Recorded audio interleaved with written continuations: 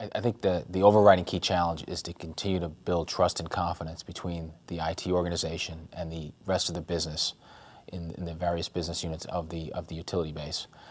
Trust and confidence is not going to come easy. It is a continuing pursuit of aligning the interests, the priorities, the business matters, the day-to-day activity.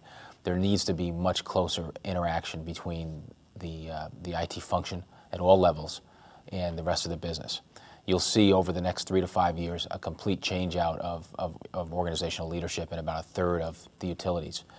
We predict that in the same 5-year time frame for the 300 investor-owned utilities in the United States, at least 100 of them will have changes in the CIO spot. Many of those new CIOs will come from within. Probably a third to a half of them will come from outside the industry. When those changes come forward, there are new relationships, new levels of trust that have to be redeveloped between the new leadership and the rest of the business. I believe that is the number one issue, is that pursuit of alignment. Certainly there'll be challenges with security, there'll be challenges with data privacy, there'll be challenges with having and ensuring we have the right asset and the right technical capabilities. But the overriding issue I see is the creation and the maintenance and the enhancement of the alignment that has to occur. The relationship between the business units and the IT organization in the face of all these changes has to be nurtured and developed much more than it has been in the past.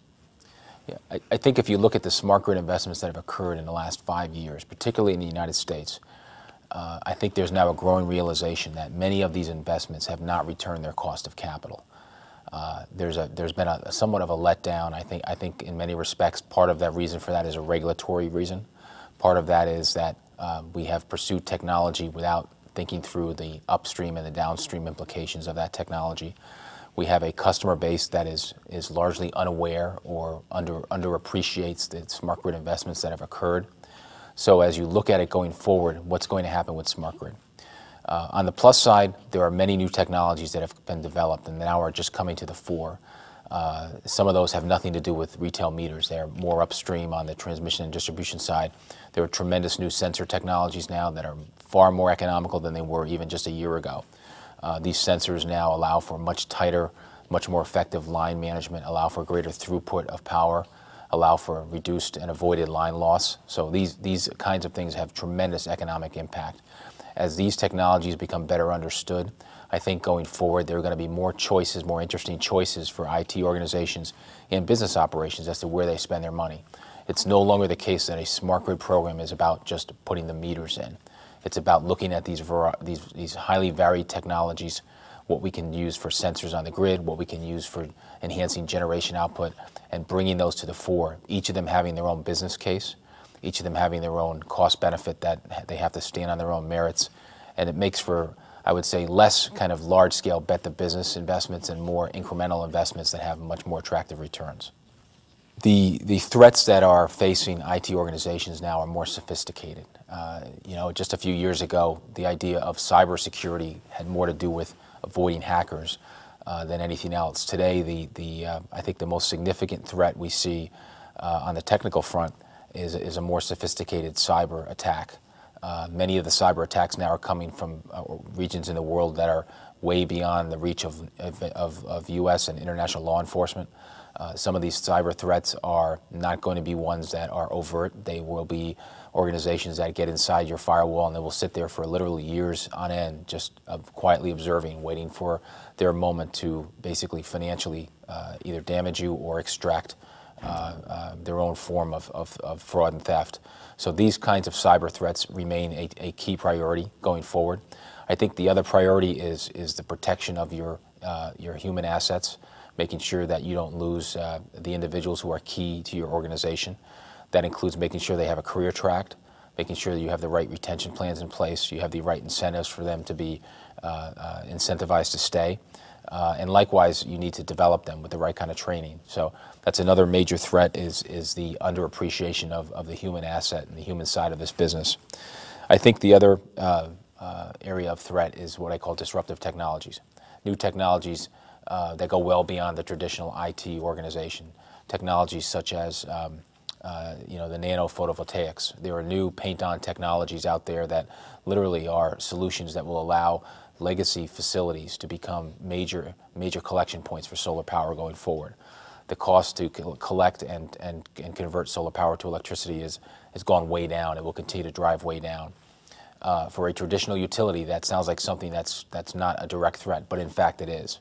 It will affect your generation assets. It will affect your profitability. It will affect your consumers' behavior going forward. Many other disruptive technologies like that out there that in some respects have been developed outside the industry that will now come in and actually affect how your consumers behave, how they buy, how they consume, and ultimately how they see the utility as either a viable entity going forward or not. These are not far-reaching theoretical concepts. These are now here and now things that over the next few years will affect how we conduct business, how we effectively reward effective utilities, how their financial structures will be impacted, how their regulatory model will be changed, will all be called into question because of these new disruptive technologies. And likewise, the financial value of the enterprise will be affected either favorably or unfavorably because of these disruptive technologies. Yeah, I think the management of the threats needs to be something that all parts of the organization need to participate in. So when we think about threats, the idea of just creating a user committee that meets once a year to talk about threats is not something that is going to be adequate. I think the way to manage this is to involve your employee base, both the technical employees in the IT organization, as well as those in other parts of the business, to start seeding the right questions to them and asking them, what can we do to deal with threat A? What can we do to deal with threat B? Likewise, get as many perspectives as you can on these things and bring them to the fore to help set your own IT agenda. The IT agenda has to include an ongoing dialogue with the business about the threats. If you don't do that, you're basically going to be riding blind.